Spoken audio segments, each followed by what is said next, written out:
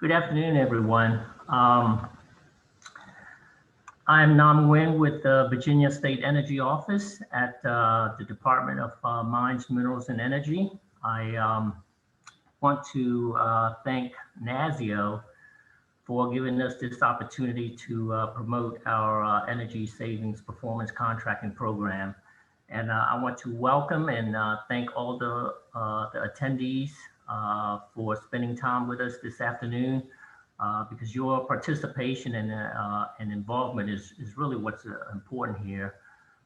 With the recent clean economy legislations and all the sustainability goals in Virginia, having decision makers like yourself involved and engaged is really critical for us to be able to make progress towards meeting these targets. So welcome and thank you.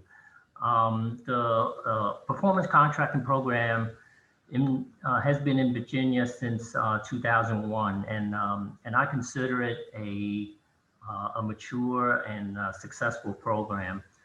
And the reason for that is, we've got two of our program managers that have been with us for most of those years, and you'll hear from Charlie and Nick later on, but they provide the technical expertise and experience that they've had for all these years to assist the customers with these projects. We also work with a well-respected list of energy services companies we call ESCOs.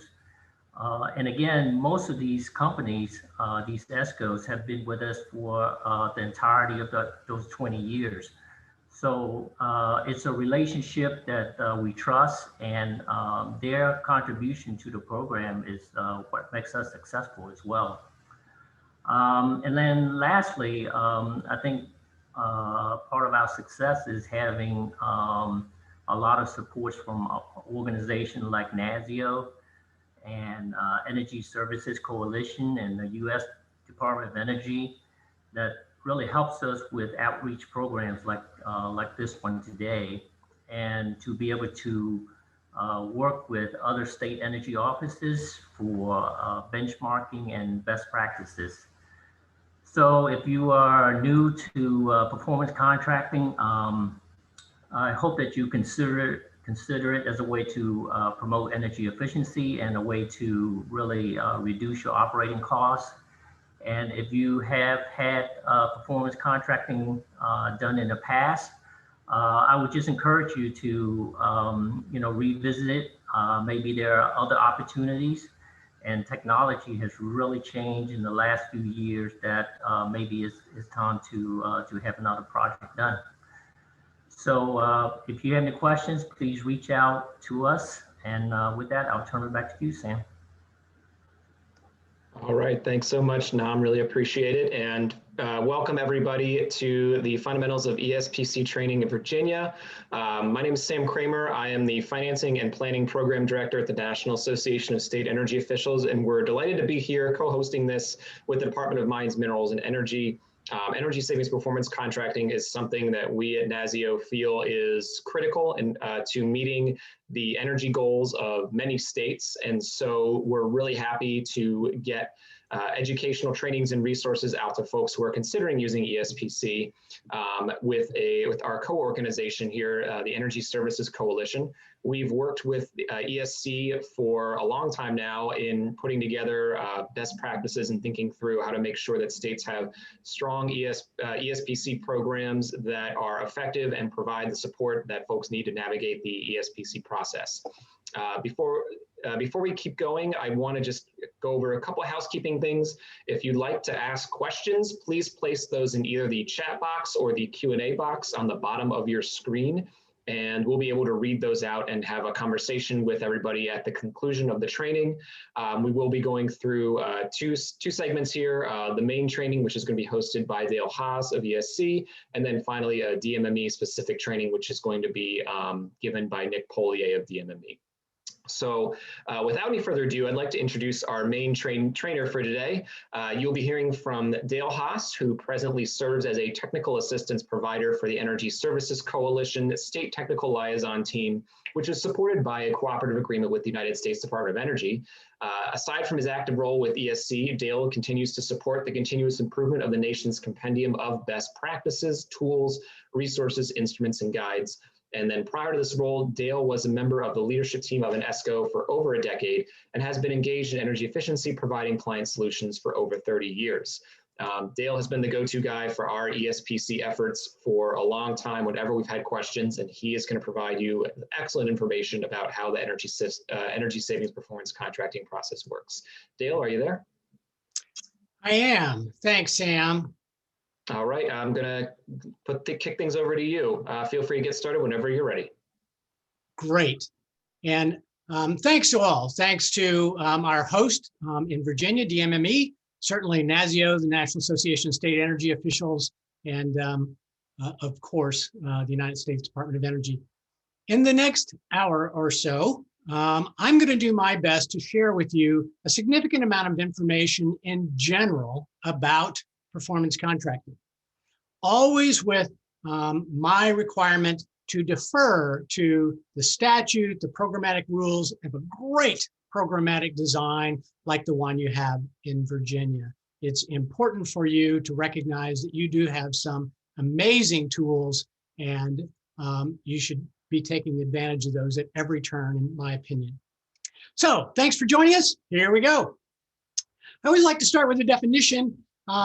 Actually, some attributions here, the Energy Services Coalition. If you're not familiar with it, you know what? These are people. These are not companies. They're not states. They're not institutions. They're people who come together whose sole purpose is to support the increase in use of guaranteed energy savings performance contracting, fundamentally to advance the good work that stewardship can provide in modernizing our facilities, environmental stewardship, and economic development.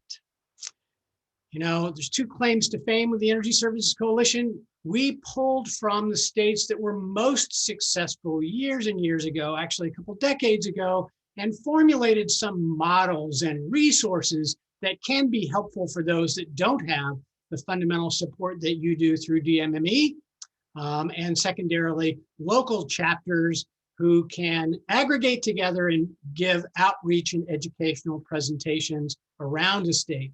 That's what ESC does. That's who they are. That's who I'm representing today. So we always like to start with that definition. Here's one from 1998. Use of guaranteed savings for maintenance and operation from that existing budget, if you will, and its efficiencies applied to repay the upfront financing over a term of time. So I think it's always important to think about this. You know, you're going to spend this money either as a cost of inefficiency or to further the investment in your public facilities.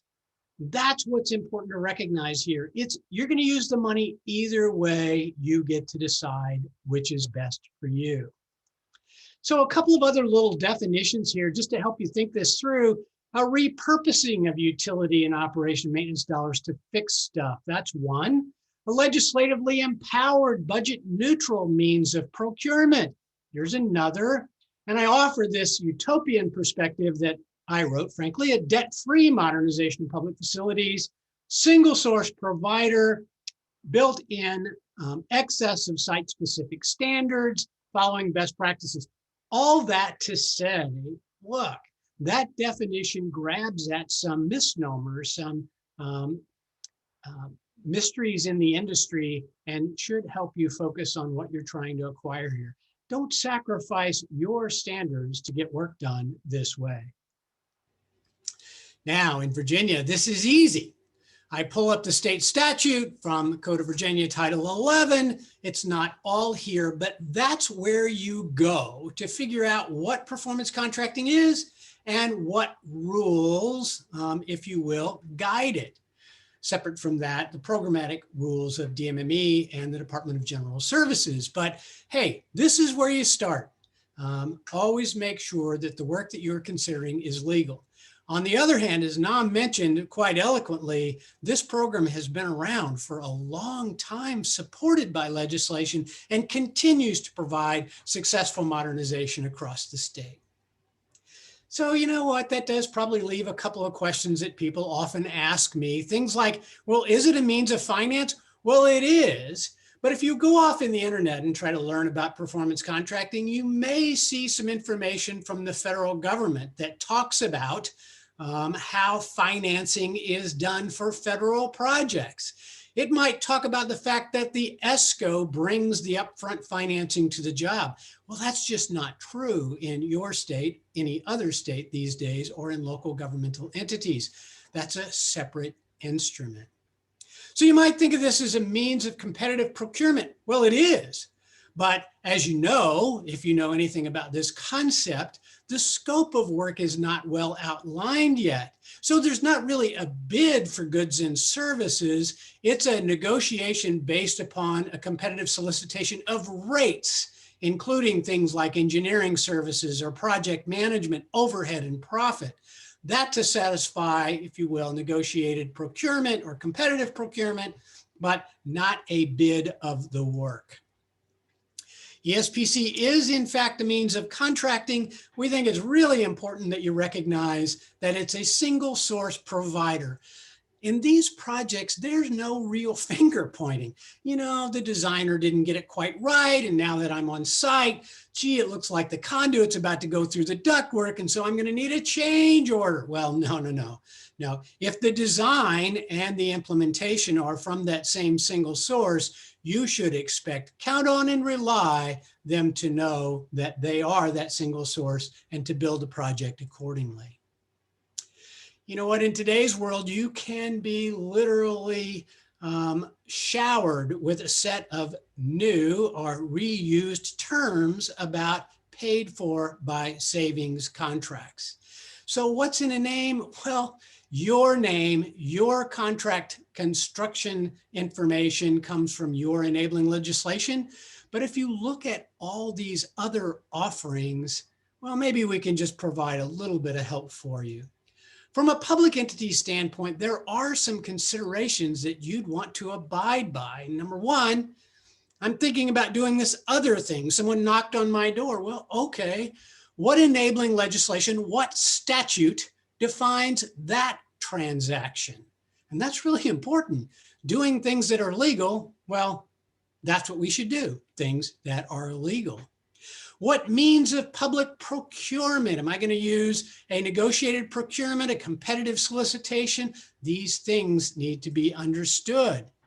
And in this other concept, who will own the improvements? Will there be a security interest or a lien suggested? You know, we often hear now, I can provide you this work. You won't even borrow money, but I'll own the goods and services for the full term of the agreement until we've reached repayment. And of course, if you miss a payment, well, I'll just have to come get them. That may or may not be applicable. Legal authorities are the ones to address that. Is the upfront financing debt? The state of Virginia, this is very clear that the instruments must in fact conform to this debt statement that's provided. And then whose process should I follow? I mean, if I'm going to do something that's not defined by statute, not in DMME's process, wow, how would I know how to get this work done? So just a little cautionary thoughts there. And oh, by the way, what if I want to terminate this agreement? How can I see a copy of that contract? And could we still use my construction contract? All these things are different consideration for public entities when they consider those new offerings in the marketplace. So let's switch gears and get back to guaranteed energy savings performance contracting. Number one, why would I do this? Well, frankly, it's never really a fact if I have no money. It's just I don't have enough. I don't have enough money to do the stuff that needs to get done. I always laugh with folks and say, well, do you have deferred maintenance? Well, yes, we have deferred maintenance. Huh. Well, who defined that term? Why would you be deferring the things that you posed you need to do? Well, because we don't have enough money to meet the priorities of the work that we're required to accomplish. Oh, I see. So you really don't have enough money. That may be one reason why performance contracting. I have energy goals to try to reach. They could be carbon goals or all other sorts of efficiency goals, but guess what? I need to know how to reach them. Performance contracting is a great tool. I want to modernize some of this stuff anyway. I should figure out how to take credit for the energy goals that it can help me reach. Environmental targets, really across the full spectrum of greenhouse gases, this can be incredibly important. Job creation by local contractors. You know, when it's really rare that the ESCO community brings in outside construction firms. You have construction teams right there in the Commonwealth. You should expect them to be the people that would be employed in your projects. I got stuff that's just not working right. Yep, it'd be a good time to get that fixed. I need to make my facility and systems more resilient. I need to have another source to rely on, or I need to have the ability to bring up my services for my primary mission at a much greater rate of speed than I have been able to in the past. Resilience. Finally, using performance contracting to leverage or maximize the full value that energy efficiency can afford in all these other constructs that we've just reviewed. So then there's this standing presumption that I always like to share. If you have all the money you need, all the time, and ample expertise, sure, just do the work yourself. I trust if that were the case, you may not be joining us today. Some of the earliest principles about performance contracting were, well, I need a bunch of stuff replaced or repaired, but I just don't have the money, time, or expertise to do it. And that really met up with a group of people that said, you know what, I've got the stuff. And I know it saves energy and money. Other people have told me it does. But that doesn't mean that you had enough confidence that it will deliver the predicted results to buy it or to invest. And so developed a model to meet the needs of the marketplace. The ESCO bought the stuff, installed the stuff, and you paid them back over time with the savings as you realized it, and it was reconciled to your utility bills. What a great thought. The ESCO didn't get paid until the savings was achieved and proven. It was, in fact, the ultimate guarantee of performance. No loans, no liens, no debt, no risk. It was the perfect model 40 years ago. Guess what? That has since expired. It just doesn't work that way any longer. Now, the solicitation of the ESCO and who's going to do the work and the construct of the implementation documents that you follow through the DMME process all stay in place, but from a finance standpoint, financing has moved to a solicitation for best value through a third party typically. And the cost of money typically gets assessed to the project. It does require a separate finance solution or agreement. I've often laughed and shared with people that before the ink dries on one instrument, that may be your performance contract, you need to empower the financing agreement that would provide the funding. They're literally done in same setting typically. Now, in this model, the one proposed, a tax-exempt lease purchase, the public entity holds title. And I make that point here on purpose. Loans, other leases, bonds of some sort, there may be different methodologies and a different security interest or lien required to protect the lender. Virginia has very specific information about this. I defer to the DMME team for that clarity. Proof of savings everywhere else in the nation, ultimately the teeth of the guarantee has moved to measurement and verification, a concept of real scientific proof, validation, measurements, indications that the savings, therefore a better term, the avoidance of the cost has been achieved. Measurement and verification, an important concept for you. So I offer this concept, beware of the pretext that there's no point in M&V. You know what? So many things change in my facility over time. We're really talking about 10, 15, 20-year agreements here. You know what? There's no point in trying to M&V this stuff. Well, the very science of measurement and verification saw fit to resolve this challenge in the application of adjustments. Your team knows how to impact that. And quite frankly, your pre-qualified providers, that ESCO community, they're well-versed on what's required to adjust baselines to accommodate the sorts of dynamic changes that you need in your facilities.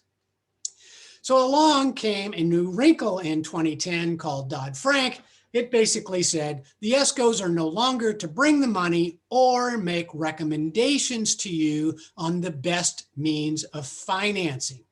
Now, this is pretty sticky.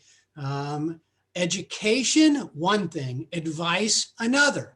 So that someone might be able to describe to you that a lease looks like this, or a loan looks like that, or normal appropriations could be added. This is how incentives or rebates will impact your project. Completely different than the advice of this one's best for you, or you might find this a lower rate.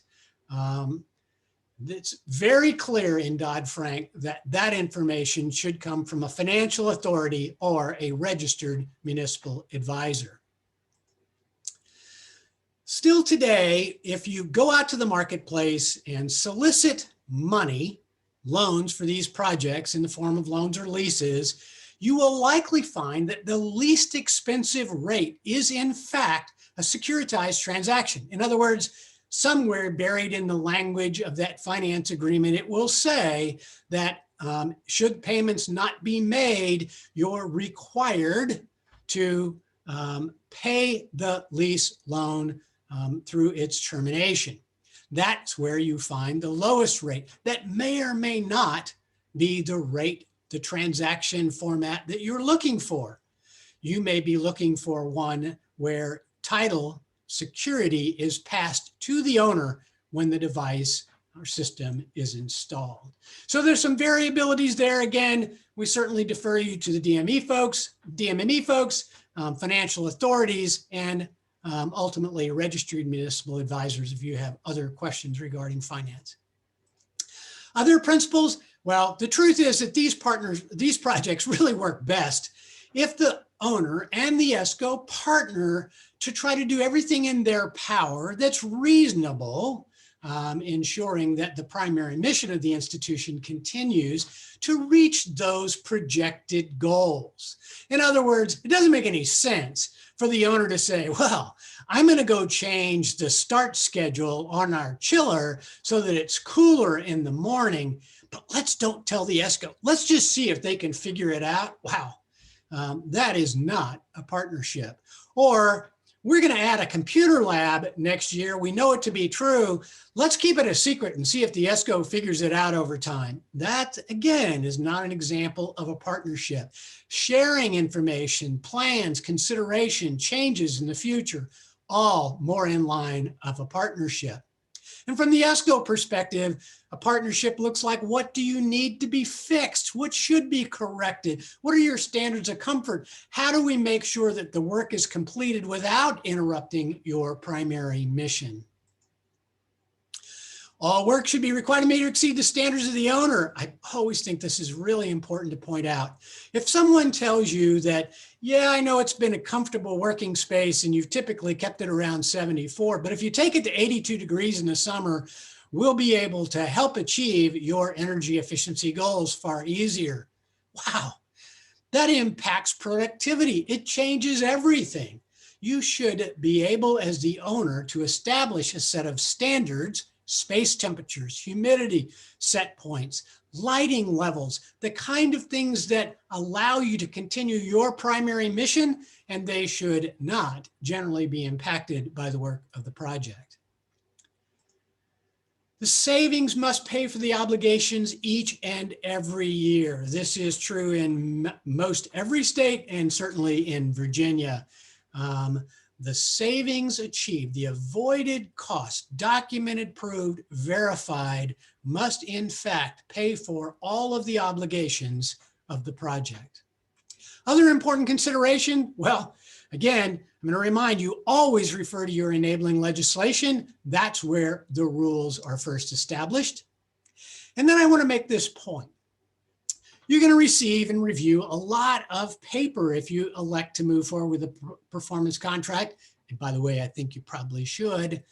But you need to ensure that the language of the proposal or the study, this scientific study called the investment grade audit, or the contract language, none of those schedules, appendices, no decisions made can conflict or supersede your enabling statute. Very important to recognize, very important to understand that both partners agree to consent to that guide. Many folks start out to consider a performance contract thinking, well, I'll champion this process. It seems like what I've been told is go pick an ESCO and let's get started. This person who has literally 25, nearly 30 years of experience in this industry and has worked in 44 of these 50 states would tell you, no. Go assemble a team. You're going to need the energy folk. You're going to need legal folks from time to time to review documents and to make sure that you are in compliance. Now for you, you can rely on the DMME team. They've accepted a lot of that responsibility, but ultimately everyone, even in a mature program, needs to know that the work being done is legal. Knowing how the money moves, knowing that your financial personnel and supervisors know how this money moves and understand the commitment to full-term budgeting. You know what? If you do a great $3 million project and it turns out your utility bills start to shrink, that's a wonderful thing. But if your budgeting authority says, I see your operation and maintenance, but particularly the line item for utilities is shrinking, maybe I can reduce your utilities budget and use that money somewhere else. Well, you have a sort of a different fundamental problem. Making sure that your procurement team is familiar with how this work's going to come together, how decisions are going to get made, how to help ensure that you have great value. And joining the maintenance team. Look, folks, what's broken? What needs to be fixed? What are you having trouble with? If you had a magic wand, what would you replace now if you could? So that the ESCO and the owner's team together can consider how those scenarios might be engaged in the project. Knowing that construction, Department of General Services, knowing that you're meeting or exceeding their standards. And in a great program like Virginia's, as mature as it is, that you're using their forms and processes to fulfill the implementation. Oversight, can't say enough on how important that is. And I might tell you, having full knowledge of many, many states, you have a great set of allies to go to. Nick is a great solution for you. Charlie's been there for as long as I can remember. Nam, all these folks are there to help you from an oversight standpoint to see that every project done in Virginia is a great project. And finally, your approving authorities. No point in surprising anyone with a year's worth of work. Hey, look at this proposal. I'd like for you to agree. Bring them up front. Let them understand what's about to happen in the work of a performance contract so they too can be supportive and share any concerns that they may have up front. Whose paper should I use? You know what? I deliver this sort of presentation across many of these United States, and this is always an issue to discuss unless we're talking to one of those great mature programs like Virginia. Well, it's just so simple. You have pre-vetted, standardized instruments. Use those. This is easy. Use those. Not somebody else's paper, not some new concept that no one's ever seen before. Go to the DMME website, look at those standardized instruments. That's where to go for the language of the contracts. and the RFPs, and a host of other resources, by the way. Then there's, how do I get ready to do this? Okay, Dale, it makes good sense. I want to do it. And now you're telling me from a pre-project preparation that I need to assemble 36 months of utility bills? Yep, for all the utilities that are likely to be affected. You know what? You get one shot at looking at how the facility's operating, what it's consuming based on the population of folks, the loads that are there today, how you're using the spaces, all of it. All of that's important to understand, and it's reflected in your utility bills. Different years look different. Gosh, Dale, why 3 years? Well, you could just take last year, but for most of us, that was an anomaly. In fact, I'd throw out that year altogether. Well, I could use the year before the pandemic. It was pretty normal. Really, based on what? If I compare it to the year before and one's high and one's low, do I use the high one or the low one? The reason for 3 years is so that you can see an average based on population, consumption, loads, all those variables that impact it. Electricity, gas, propane, water, sewer, steam, any utilities that you're using, you need to collect those bills. Now, before you go off to the storage facility, some folks, that's the basement storage area, and you try to find this whopping stack of utility bills, we encourage you, reach out to your utility representative and see if they can help you. Now, they may give you a spreadsheet, a printout. You'll still need sample bills of each utility, but they may be able to provide the summary information. I also pop up a little flag here. This is the first time I'm going to draw your attention to something called GESPCU, the University of All Things Guaranteed Energy Savings Performance Contracting. Supported by our friends at the United States Department of Energy, we created 25 little lessons. They're from somewhere between 8 minutes and 15 minutes long. You can see them as podcasts. You can download the script. 25 lessons to help further your education, provide a deeper dive on each of the contributing steps involved in performance contracting. Folks, tell us this is a great resource. Okay, other things you need to do besides assembling the utility bills. Well, there's this piece of understanding your utility bills. In many cases, people will say, well, I get it. I just take the amount of money that I spend and divide it by the units of energy that I've consumed. Well, maybe, but if you have demand charges or surcharges or riders or taxes, the kind of things that won't necessarily be impacted by consumption changes or efficiency, you need to strip those out. You need to understand them so that you're looking at what can be impacted. Once again, DMME can be a great help for you. It's not the first time they've seen utility bills in your state or your local utility representative. Certainly your ESCO is likely to understand your utility bills, and they may be able to help sit down with you and walk through this with the oversight of our friends at DMME. So then there's this concept of a pre-project list. Gee, Dale, you know, there's a lot of stuff on this list. I thought I was just going to take the keys to my facility, throw them on the desk, give them to an ESCO, and come back with a finished project. Wow, that would be the opposite of partnering. What you know already, you can considerably help kickstart this work. The building square footage, when it was constructed, the devices and systems as you know them to exist, existing as-built and original construction submittals, studies that you've done in the past, maybe you've done some benchmarking. All the information that could be helpful for your new partner is the kind of information you should be prepared to share with them. Now, you may not want to share that with all the pre-qualified providers when you send out an RFP. On the other hand, you may want to share with them that you have this information and you will be providing it. Just fair information to share. Once again, Lesson 109, GESPCU takes a deeper dive. Should you be interested in hearing it.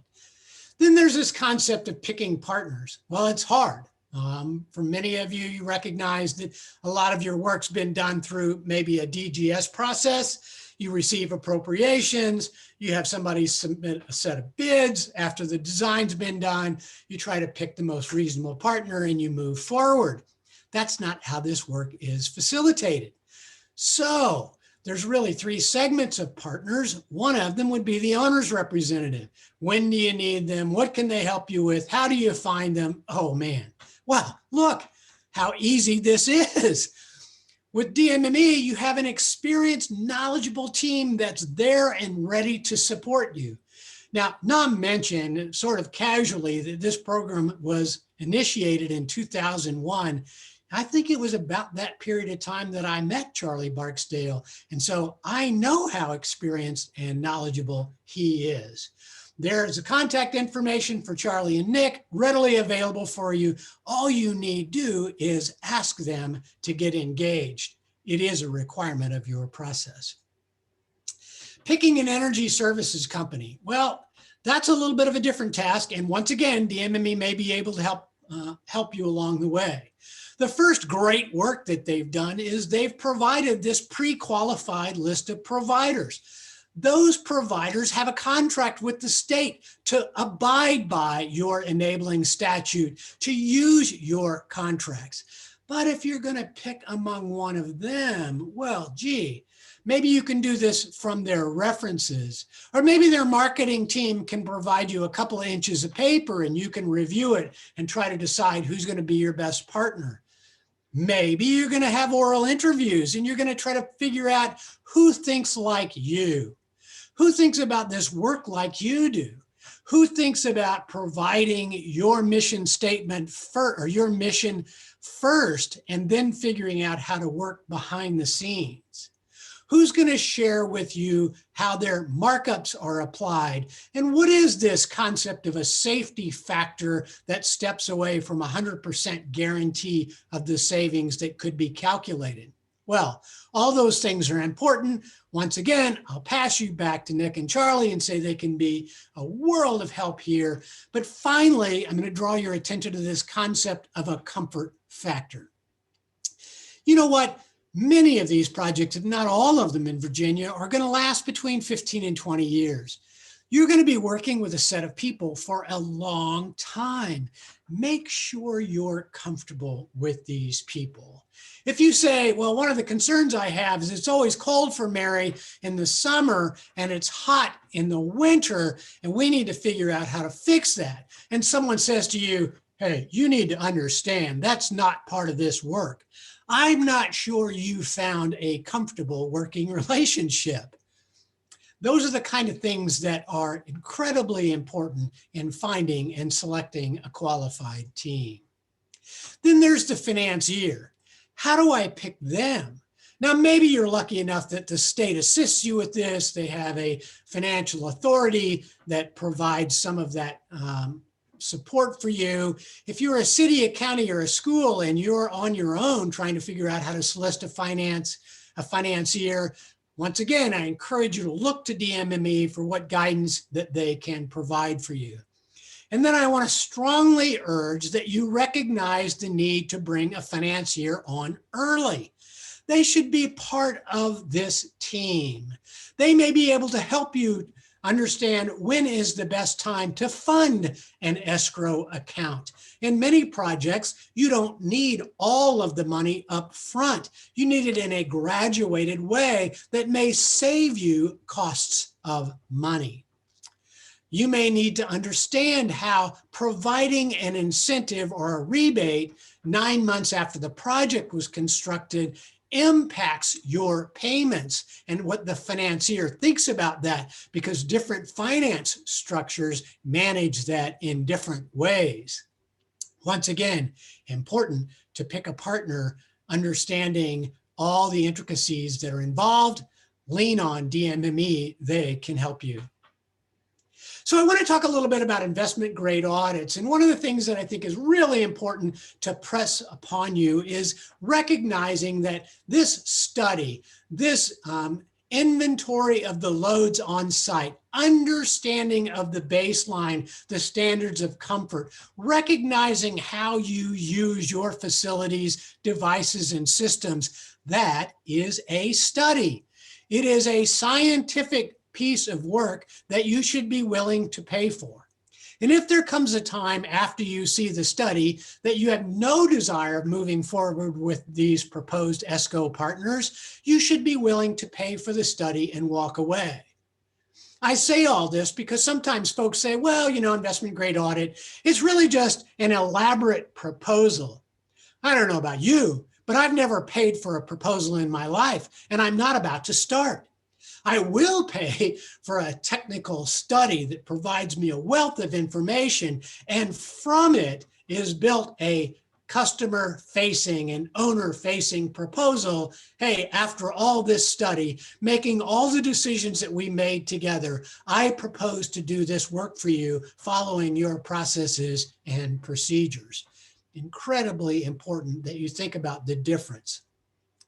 Looking at things like maintenance and operations and material changes and how you'll actually use the facilities. Again, my friends at DMME know well how to walk you through this and help you understand not only the roles and responsibilities that you as an owner will play, along with those that the ESCO will play, but the risk apportioned to each party because of those decisions.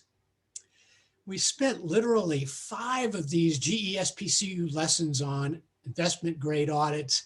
I can't encourage you strong enough to have a listen. Okay, the other thing that's important about investment grade audits is defining the scope of a measure. Now, oddly, in this day, for a couple of hours, I was on the phone with about 20 people talking about, how do you help owners reps understand how to compare prices of a measure? Doesn't everybody know what a 300-ton chiller should cost? And I scratch my head and go, well, I'm not sure that everyone does. It depends. If all I'm buying is the chiller, no one's going to receive it, set in place, covered by warranty. There are no valves. There are certainly no pieces of pipe connected to it. There's no housekeeping pad that needs to be poured. It's not relocated from the last one. No one needs to get rid of the last one. Nothing's in consideration for design. It's simply a one-for-one replacement. Maybe 2 people could agree on the price of a 300-ton chiller. But what I've described is about understanding the scope of the measure. Where does the work start? What electrical changes need to be made to support this new chiller? Maybe a new disconnect is required. Maybe a smaller service instead of the same service.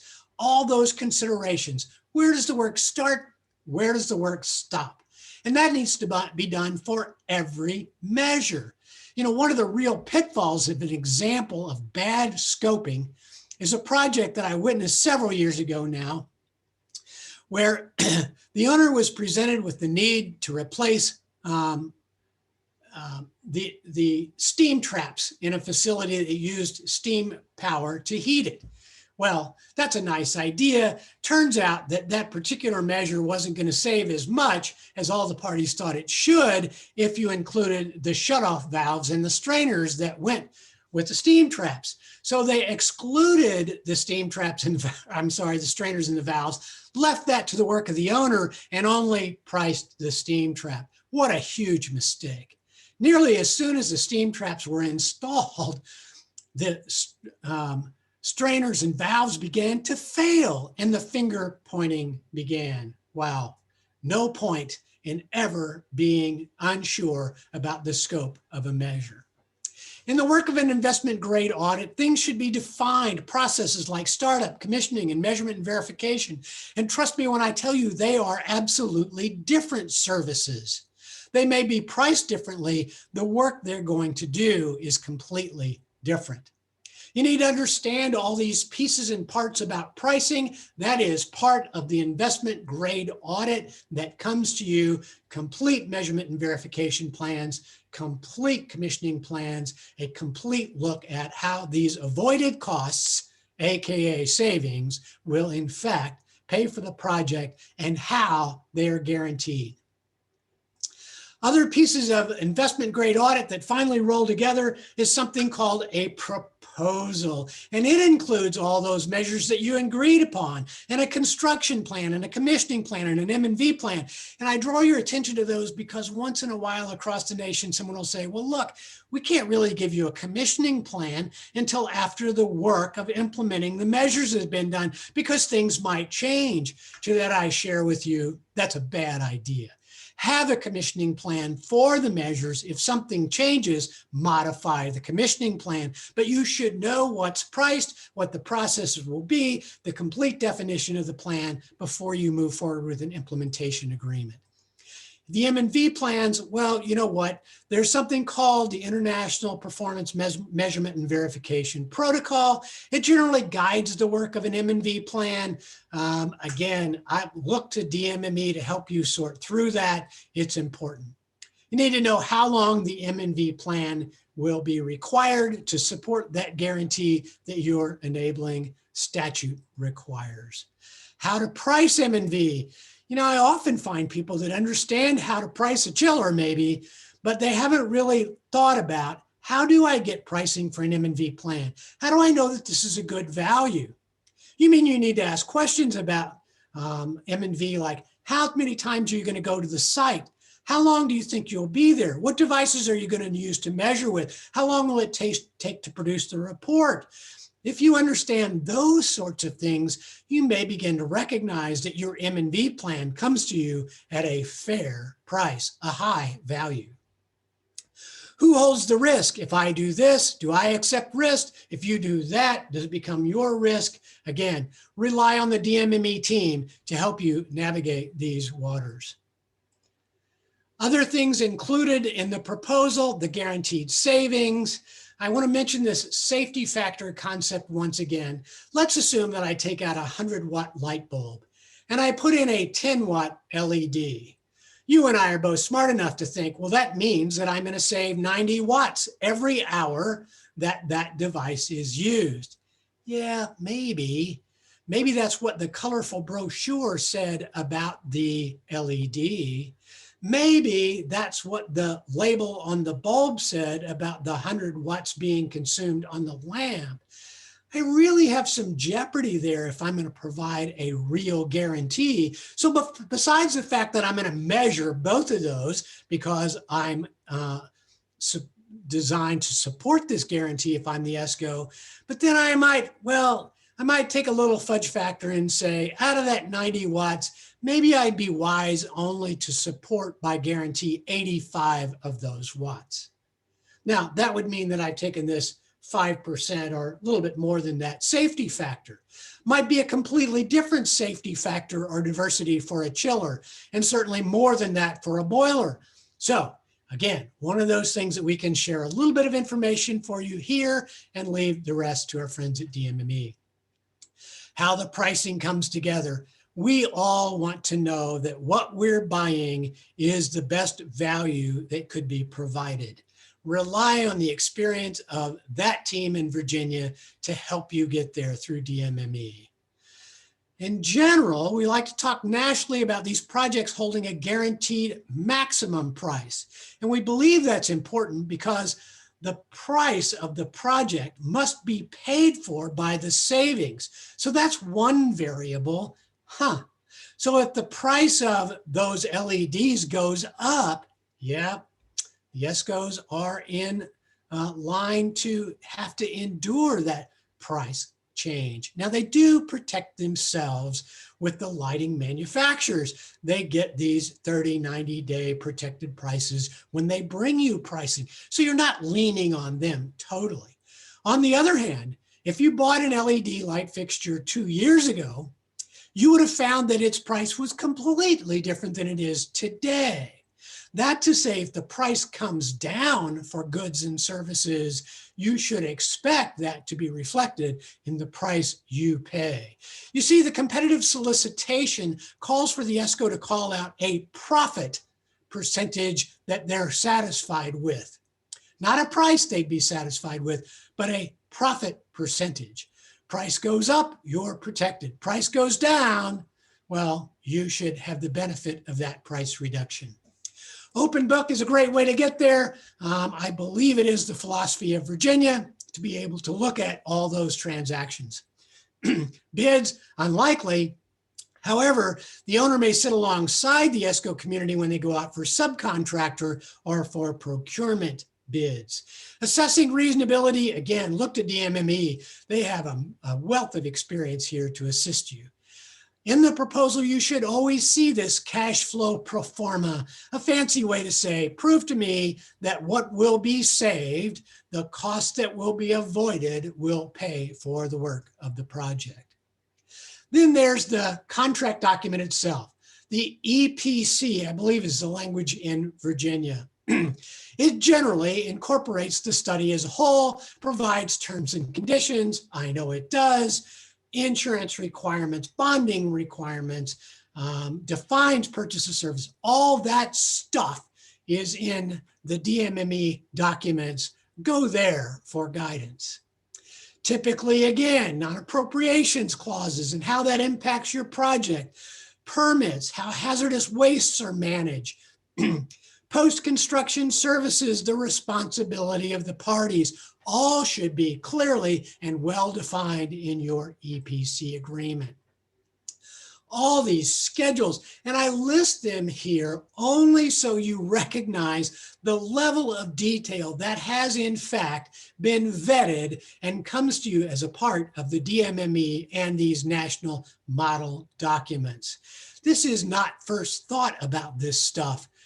It's been done a lot. It's well vetted, including following the design and construction phase, which for state agencies in Virginia is the DGS process. And for you others, wow, what a great guide it provides.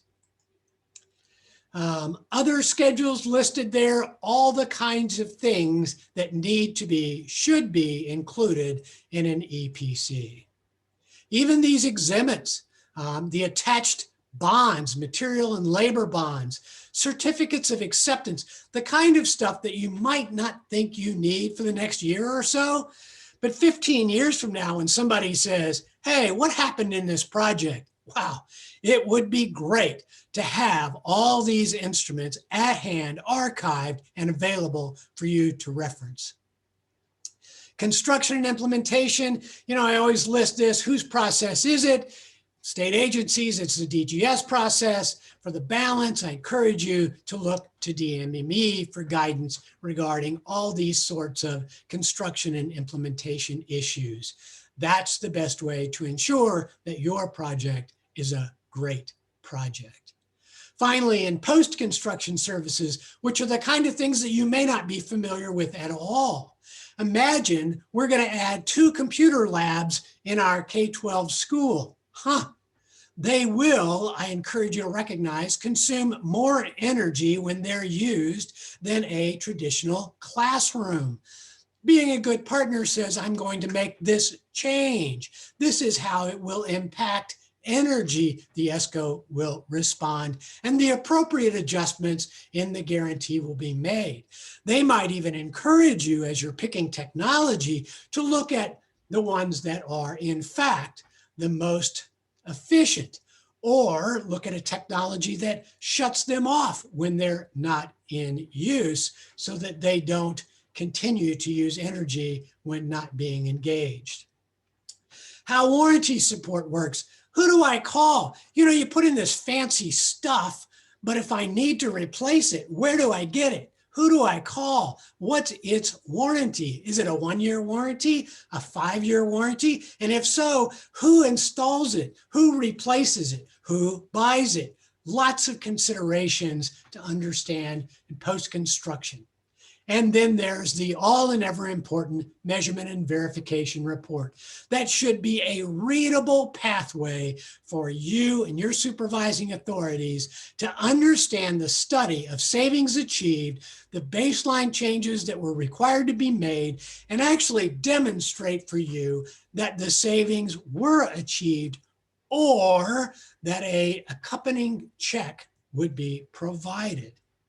And then, while you may not require it, wouldn't it be nice to have somebody explain to you how that M&V, those savings, are reconciled to your utility bill?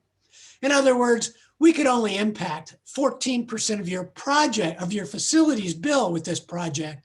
So let's don't look for a 14% utility bill decrease, but instead the factor that logically makes sense behind it. All those things are important. You have a bevy of experts who can help you reconcile the information. Recapping the steps, learn all you can. Once again, and more than once, I'll point you to GESPCU and using the guidance of the DMME team. They want you to, they encourage you to, they ask you to engage them early and often, and they are a wealth of support for you to move through this process. Understanding the investment grade audit and knowing that each step of it is fulfilled. Understanding the EPC, knowing which parts provide rules and responsibilities for you and what your rights are under the contract. How it gets implemented, who's going to do what, who's going to cover what after the fact, and for the next 20 years, what work needs to be accomplished. Then there's what to report, record, and archive. And you know, the answers here is really simple, all of it. Keep it all. Keep the meeting minutes where you sat around a table and said, yep, we agree, that's what needs to be done. Where else are you going to find that decision 7 years from now? It's all important to keep. Well, so where are you going to put it? You could put it on a laptop. You could put it on a central IT system. Both have the jeopardy of disappearing along the way. You could put it in a paper file cabinet. My favorite quote from a state is, well, we knew what we were looking for in the files, but we couldn't find the file cabinet any longer. That's a problem. Or you could use eProject Builder, a requirement in the state of Virginia. And coming soon, a more streamlined, user-effective pathway to get to eProject Builder called eProject Express. That's going to be released really soon, next month or so. There'll be a national webinar introducing it, July the 13th. This is a powerful tool providing a pathway for all this data and all these files to be archived in a secure web-based repository. For a little bit more guidance, I can't say it enough, 25 little lessons. I point you to them here at forums.energyservicescoalition.org/GESPCU. Wow, Dale, I was thinking about doing this, but it all sounds too hard. Well, here's the deal. About $7 billion of invested works done across the nation using performance contracting. Think about that. Like 4.5 million is the average project size. That means 30 projects are done in every state every year. This isn't new any longer. It's been around for nearly 5 decades.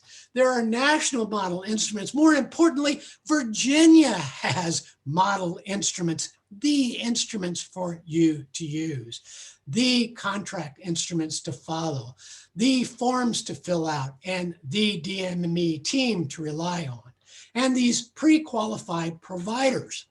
And finally, just for your information, about the end of the year, a group of folks around the United States is working hard to stand up a separate group of third-party owners reps. You already have access to DMME in Virginia. Use them. The other questions that we hear people talk about, how long will this whole process take? Well, how big is your ball of string? How sophisticated is your project? How many facilities?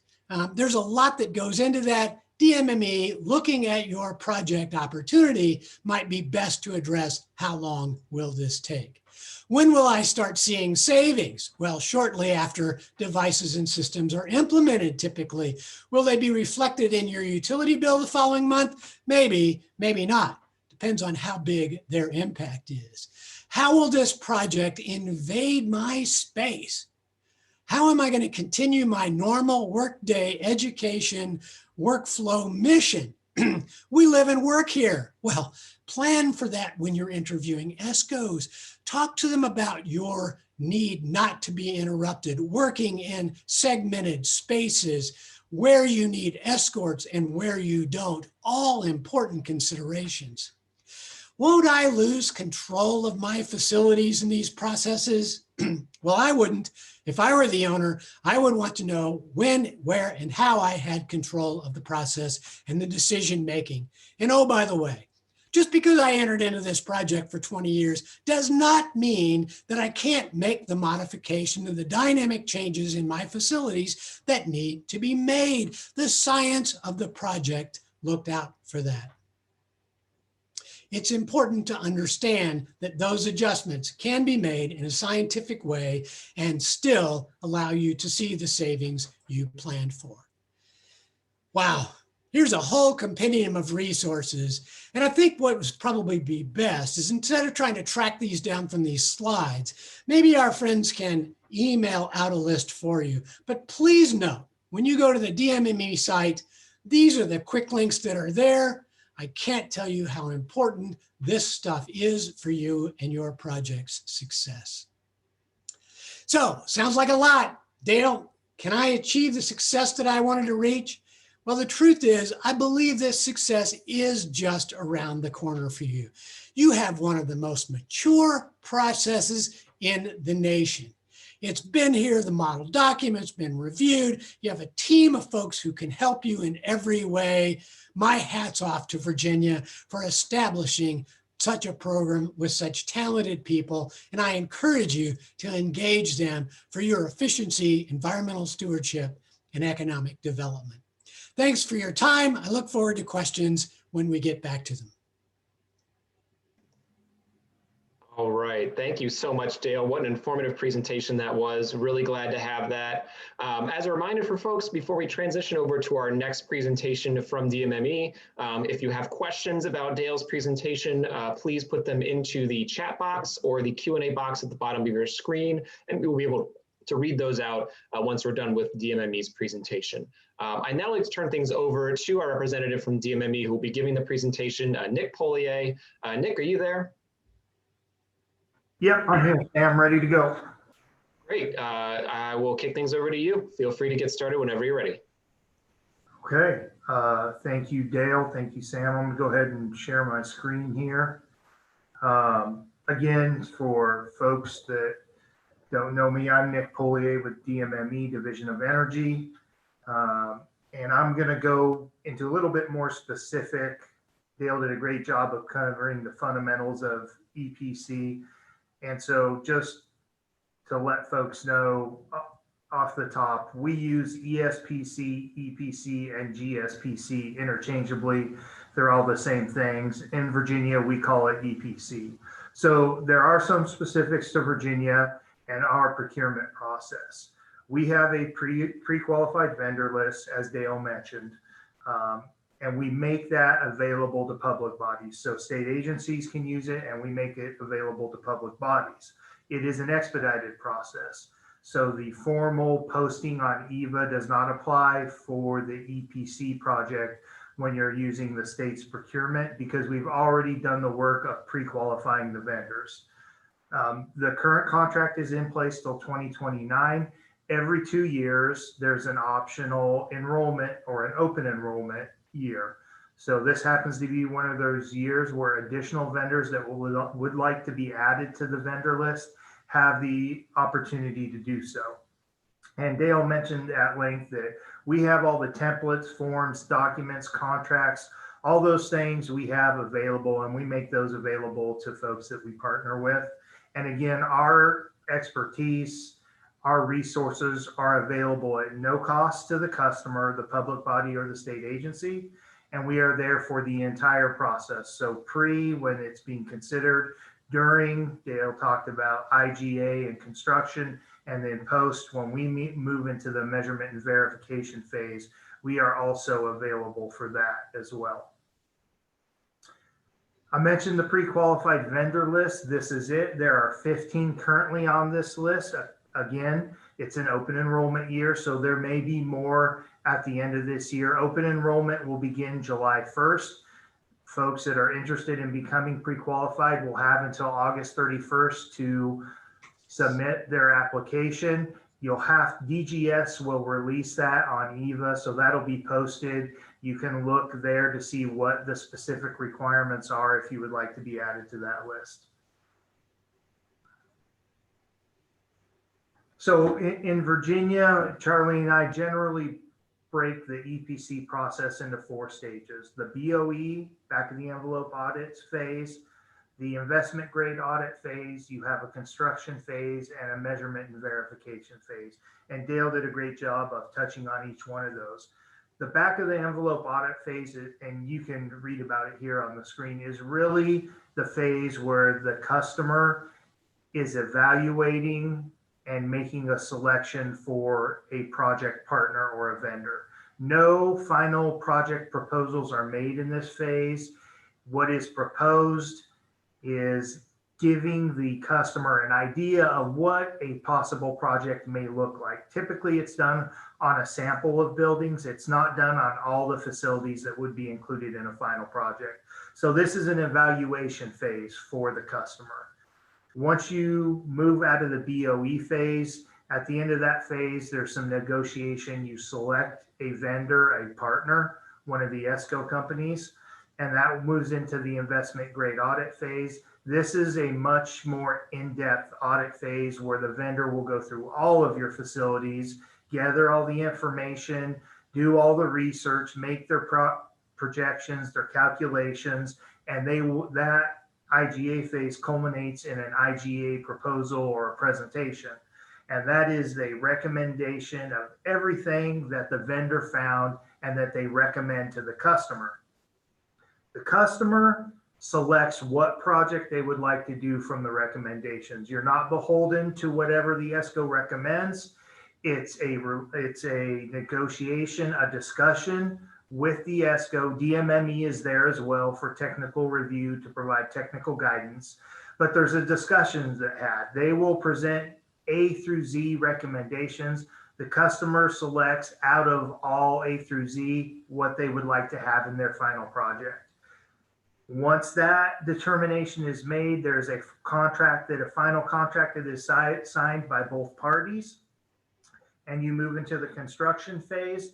That construction phase depends on the size of the project. If you are doing a lighting only project, obviously it's going to be a quicker timeline, but anywhere from 6 to 18 months is a general reference. It can be quicker or maybe even longer in some instances. It depends on how many facilities and the type of energy conservation measures, the upgrades that you're doing in those facilities. So if it's a fairly complex project, it could be on the longer end of that timeline. There will be bumps along the way, as there are with any construction or design build contract. There are some exceptions though in EPC, and we touch on those at the end. There are no change orders in an energy performance contract. There'll be some bumps, some discussions that have to be had, but that's normal for the process.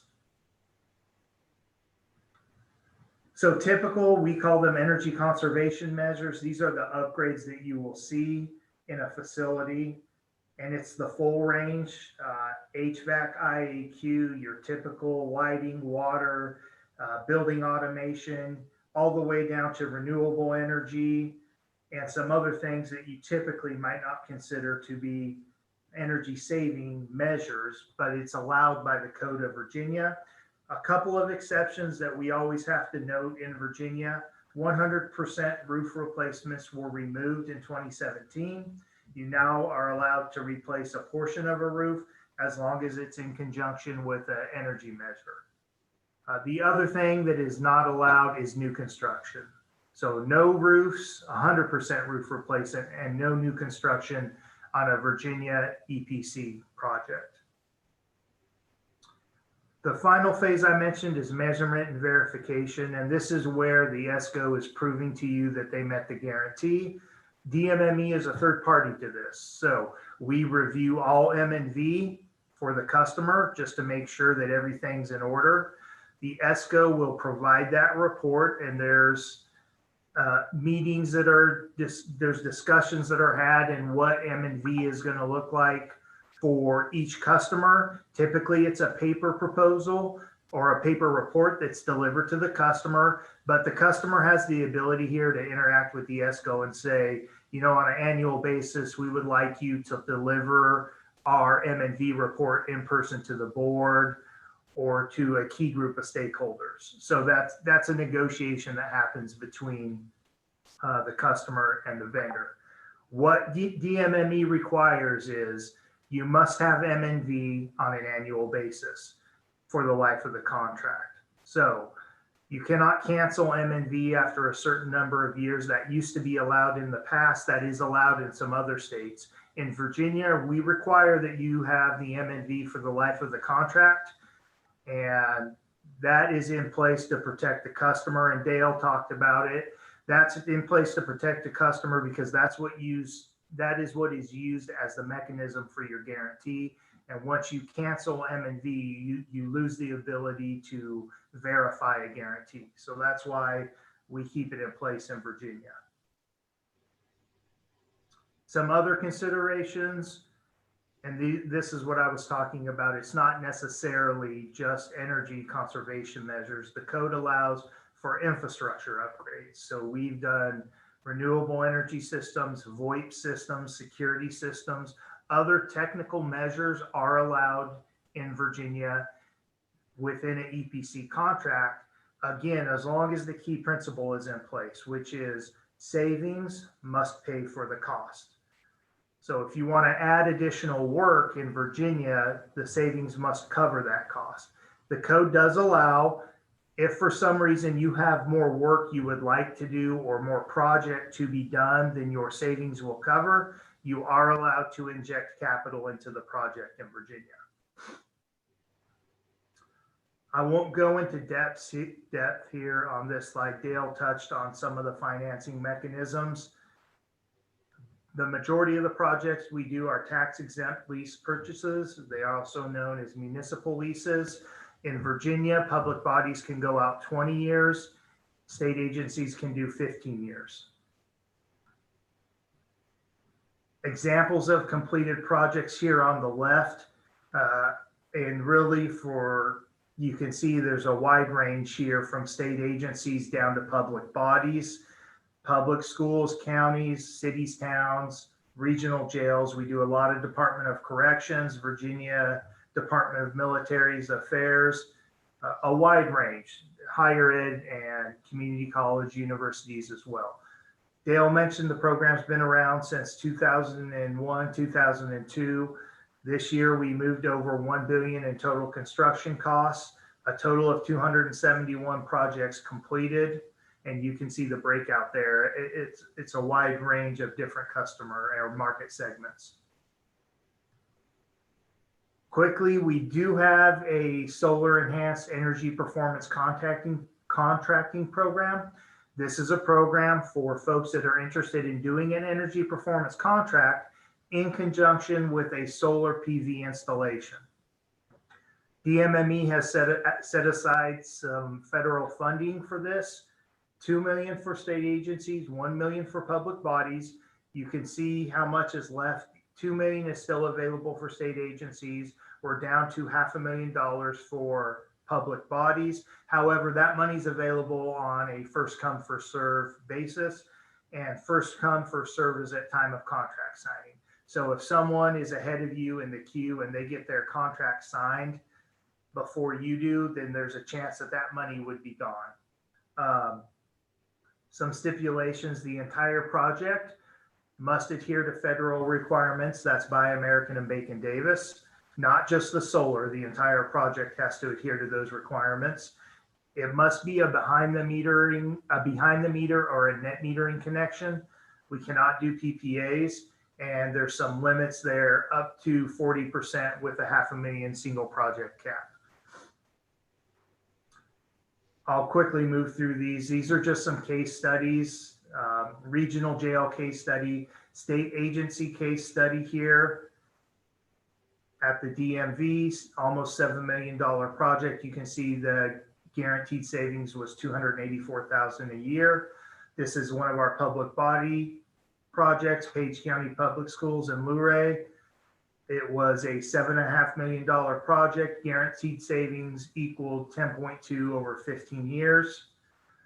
And then quickly here, some of the benefits that folks may not initially consider, but Dale touched on a lot of these. It's open book pricing on all projects. Overhead and profit is negotiated prior to contract signing. There is an IGA fee. The investment grade audit has a fee that is negotiated between the vendor and the customer. And I mentioned this earlier, there are no change orders in an energy performance contract unless it's customer initiated. The vendor cannot come back and say, we missed something, we forgot to do this, or we need to add additional work. That is not allowed in Virginia.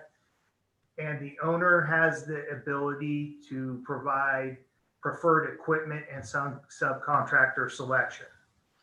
And finally, one of the main benefits, you have a single contract that covers an entire scope of work that could include multiple facilities. We do projects that could encompass up to 25, 30 different facilities. You're getting all that work done on one single contract. So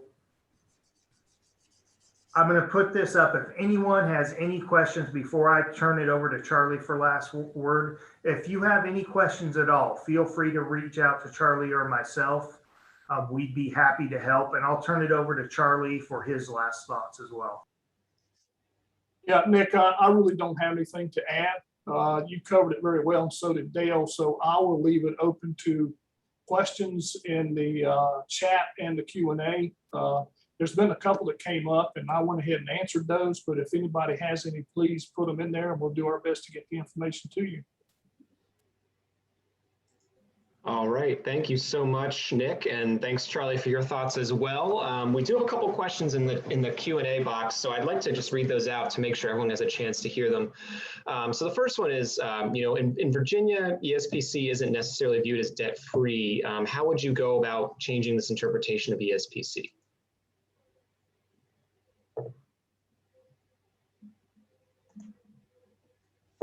Yeah, I think Charlie responded to that. In the thing. Charlie, you want to just elaborate or just talk through it a little bit? Yeah, I did respond to that. There is a code reference that I put in there that it's not to be, I'll just try and read it instead of ad-libbing. Such contract shall stipulate that that the agreement does not constitute a debt, liability, or obligation of the contracting entity. It's in the code that way.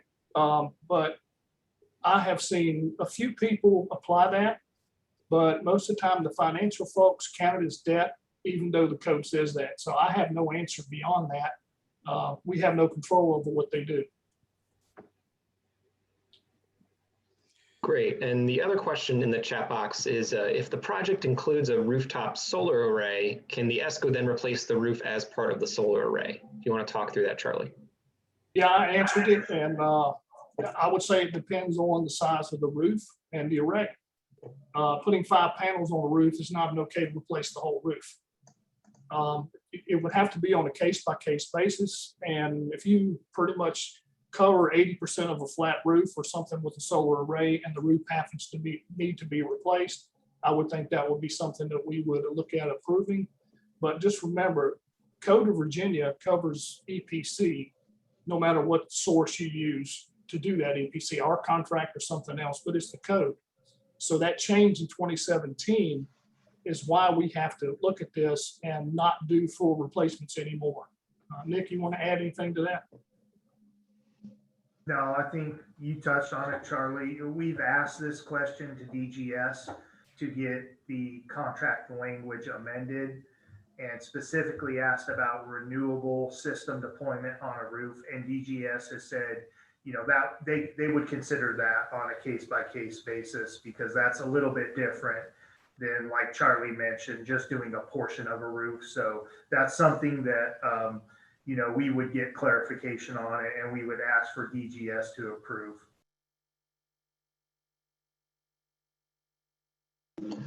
Great. I think expanding on that topic with the rooftop solar array, if an agency or building wants to include, batteries as well as solar, since they don't, and even though batteries don't necessarily save energy, they provide a lot of service and value. Would you need that be included under an EPC, or would you need to kind of supplement that with an additional revenue stream? Oh, it could definitely be part of the performance contract because it's an integral part of that solar. And it may mitigate some demand response or, demand for whatever type of project you're putting in. Or if the owner wants to do it separately and pay for it separately, they can. It's an owner's choice, but it can be part of the project. Yeah, and I'll just add, what it's going to come down to is what are your savings from the project, and will it cover the cost of that? If you're trying to, let's say you have an EPC project that is cash flow positive or budget neutral, if you add the battery storage to that, does that change? Does it make it cash flow negative?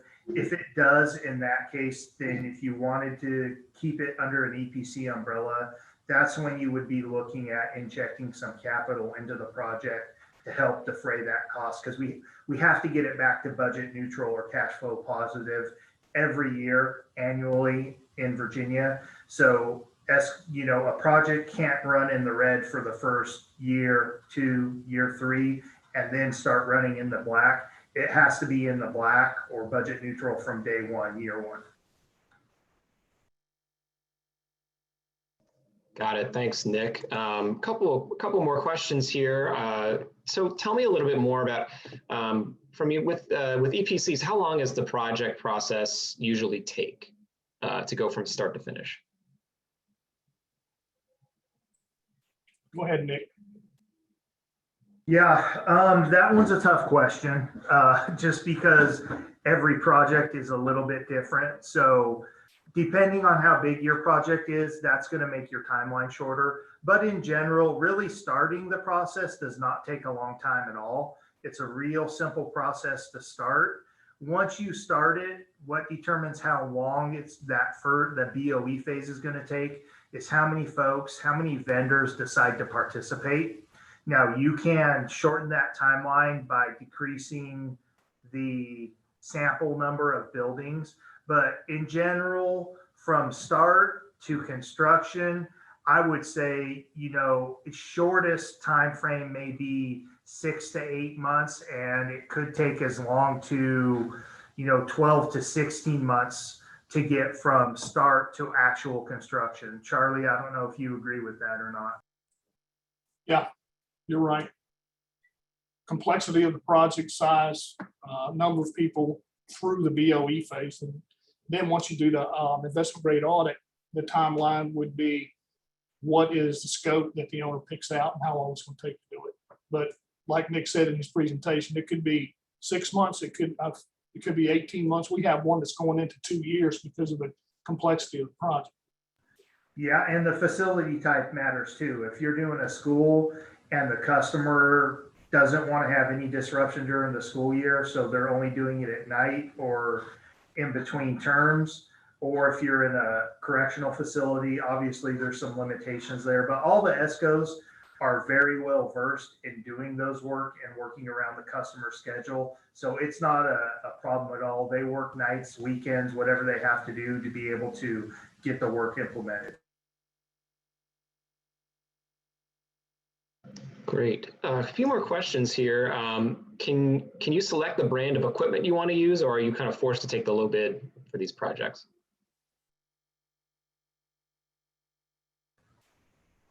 So no low bid. If you have a preferred equipment list or a preferred manufacturer, all the customer typically will do is let the ESCO know, hey, we want Carrier in our facilities, or we want Acme Roadrunner lighting. That's what our facilities folks are familiar with. That's what they know how to operate. So we want to keep it that way. Then you have the ability to let the ESCO know that that's your preferred equipment. There is no low bid requirement.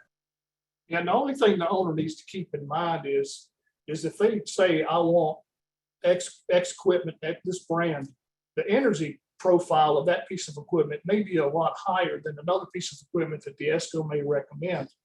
So they're going to use up, they're not going to produce as much savings, which means they may not be able to do as much work in their facility versus if they use the ESCO's equipment and they get the energy savings, you have to offset the training time and familiarizing your staff with that new piece of equipment and all of that. And the owner has to weigh that out, but ultimately it's the owner's choice because it's their project.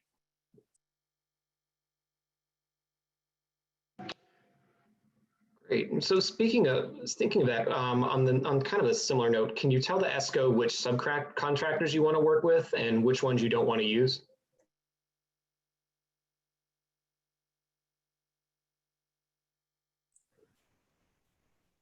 Nick, you want to answer that? Yes, yeah, you do. Yeah, that is allowed. So it very similar to the preferred vendor or preferred equipment.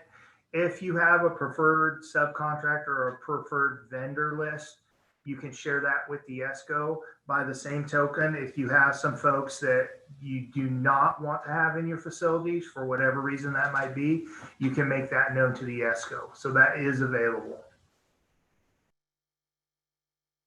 Yeah, the thing for the owner to understand is once you have selected your ESCO, your actual procurement is done. So whether it be a subcontractor or low bid equipment or whatever, you've already secured your procurement of your ESCO, then you can help work with them and dictate with them what equipment and what subcontractors you want.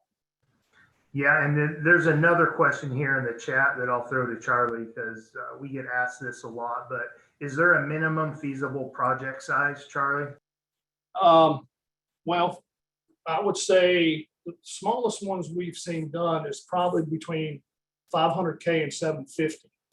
And there's a lot of fixed costs to doing a performance contract. And if you don't get it over a certain dollar amount, it's hard to do a project much smaller than that.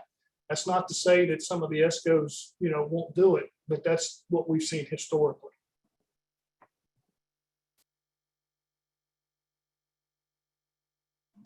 Great. So I guess shifting tacks here, since we have a couple of minutes left, I just want to touch on, obviously we've talked about the M&V process in Virginia, but, given that, have you found if any ESCOs ended up writing checks in Virginia and did kind of the guarantee bond process you have work? Yes, there have been guarantees missed. The ESCOs have written checks, not all of them, but some have. And not only did they write a check, but they brought their engineers and people back in to find out why the guarantee was not hit. And they spent their money out of pocket to fix whatever was wrong to make sure that the guarantee was met going forward. We have not had anybody have to call in a bond on any project because the ESCOs follow the process. They've done it. We're working with a lot of great companies and we haven't had any issues with that. And they stand behind what they do. So I hope that answers the question. Yeah, and I'll just add on to piggyback what Charlie said. Generally, the ESCOs are very proactive. They're on the hook for a guaranteed savings. If there is, a project that looks like it's not going to meet its goals or it's not performing to what the ESCO and the customer thought it would, they're going to know about that at some point and try and rectify that prior to the end of the year annual savings report. They're very in tune with the facilities, and even customers are in tune with building automation. Now you're going to be able to see if, hey, we're off the mark here, or it's looking like we might not make this. So there's a very good chance that if it's trending in that direction, the ESCOs are going to be very proactive to try and resolve that situation prior to getting to a situation where they would have to cut a check. And Sam, I'd like to add something. Back when you're talking about how long a project would last, we have had instances where the owners sat down, talked to their ESCO and said, we need to do this really fast. We need to fast track this project and get it done for whatever reason. And the ESCOs have worked with the owners to get that done, pulling in people from wherever they need to. So, it's pretty much, we can get it done short term, we get it done long term, but what we answered before was with the typical thing, but there have been fast track projects done. Yeah, and there's some things we can do on the customer side in terms of the process and the procedure to speed it up as well. So there's some options there where we can make the BOE IGA phase go a little quicker than if we're not constrained by a certain timeline. All right, and it looks like we are at 3:31, so that does wrap up our training for today. A big thank you to all of you who came and participated. I hope you got a lot out of this. I know I certainly did. And a big thank you to our DMME co-hosts as well as our trainer, Dale. Dale, you did a great job as always. Thanks so much for all the wealth of information there. For all you participants, we will be sending out a recording of this training, as well as a list of resources that Dale mentioned as part of his training. So please be on the lookout for that in your inboxes. Thank you, everybody, and have a great rest of the afternoon.